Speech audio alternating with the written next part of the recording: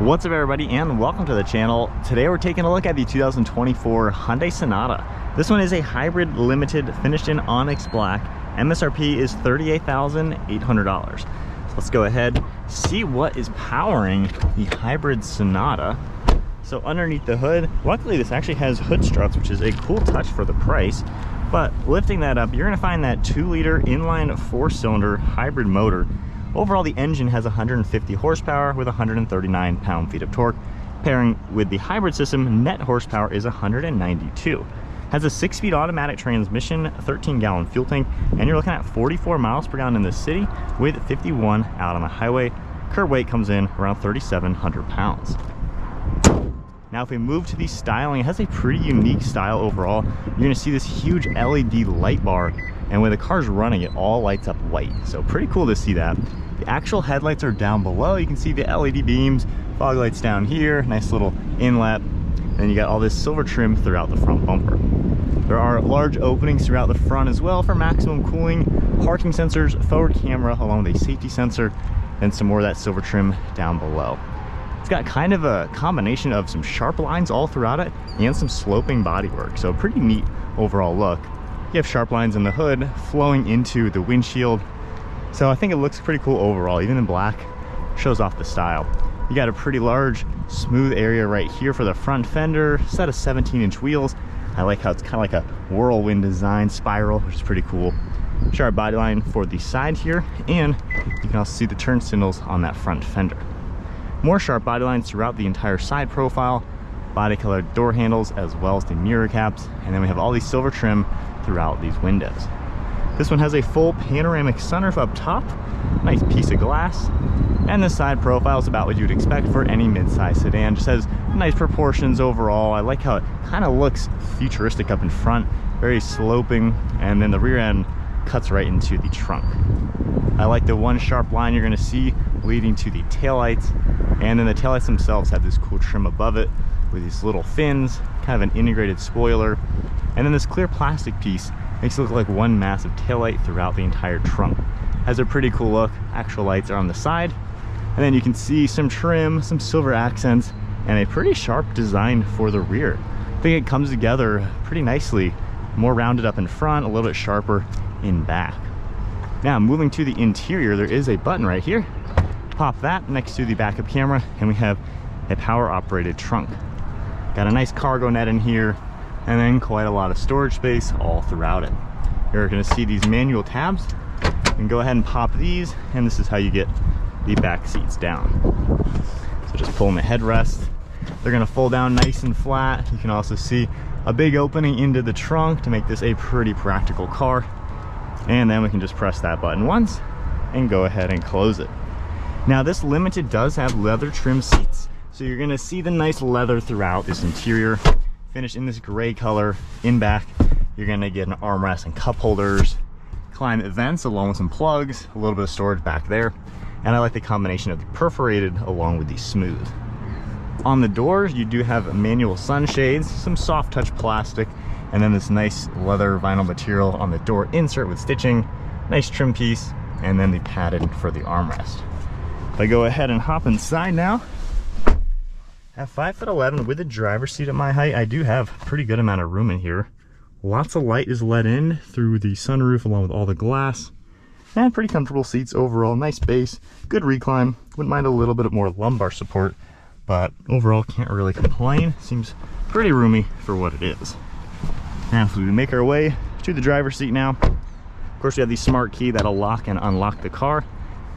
Same materials throughout the door panel. I like how the trim cuts into that door handle itself. And then massive armrest with the grab handle here, all your controls. There is memory seating, nice amount of storage down below with a Bose audio system. Sonata is written out.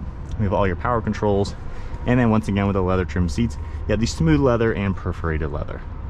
So it looks good overall, definitely a nice color combination. And then as we make our way inside, foot on the brake, let's fire up the hybrid. Got a nice gray leather steering wheel with some silver trim. Got the 4 dots in the center, which some people have said is Morse code for the H. So pretty neat to see that. Paddle shifters as well. Stock on the right side for windshield wipers. Your drive select is down here, and then headlight controls on the left. Taking a look at the gauge cluster, you can see the range and speed over on the left with your power indication on the right side. Then you can toggle this one right here and see a few things coming up throughout the center. So you have all sorts of trip information, things like that with the hybrid system. And then if you go ahead and do the turn signals, you're gonna see those cameras, which is a really cool touch. We also have this wood trim plastic material, silver accents, traction control, interior dimming, electronic park and brake. And then I like how there's heads-up display and then this soft touch leather type material throughout the dashboard. So it looks pretty good overall. I like the wood color, got the silver trim for all those air vents. And then the infotainment screen in the center is what you would expect on any modern Hyundai. All sorts of your settings, things like that, navigation, of course Android Auto, Apple CarPlay. And then going into reverse, you got a pretty good backup camera with a top-down view, and there's even gonna be a 360 camera view that you can easily adjust. Tapping the P button, back into park. You're gonna see climate control vents, several different shortcuts throughout that screen, and then I like how it has a dedicated area for climate. So you can easily adjust your temperature, you can easily adjust the ventilated seats, or scroll up into the heated seats as well. Different zones, heated steering wheel, fan speed. There's more plugs down below along with wireless charging, and then quite a lot of storage space all throughout it. We have the auto hold, and then you have your drive mode select. Just have 3 simple modes, very easily you can toggle through them. And then you're gonna see a nice armrest with some padding, and then a pretty good amount of storage in the glove box in the center. Glove box over here, pretty large bucket. And then one last look at the interior. It's a pretty nice place to be, honestly. Nice use of materials, especially for the price point. I like the use of real leather. And then you can see the massive roof, all those controls, and a really nice frameless mirror. All right, so setting off now. We are in the sport mode. So in sport mode, you definitely feel and hear the engine a lot kicking in.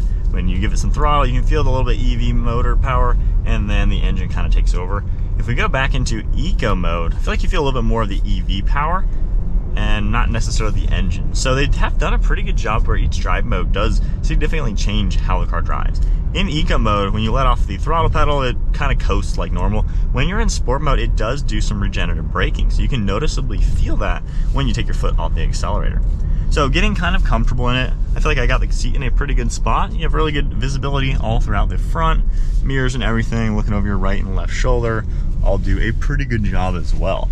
So it seems like an easy car to see around. I like how the steering wheel feels in my hands. It's got little notches down below, which is a cool touch. And then of course the Hyundai ergonomics, I mean this is what you've seen in every Hyundai. Easy to use, big tiles for the touchscreen while driving. Climate control, honestly, easy to use as well. Armrests are in a pretty good place. This does feel like a pretty smooth to drive car. I feel like the suspension is absorbing bumps very well. It's a pretty quiet car too. You know, we're going really slow right now, but you don't really hear much wind noise or road noise. So I feel like the new Sonata does feel pretty refined. And then on the heads-up display, the blind spot alert actually goes off to really aid you in that, which I think is a pretty cool touch. So if we go back into sport mode, the paddle shifters basically let you take over and shift the transmission. It is nice to see a normal transmission.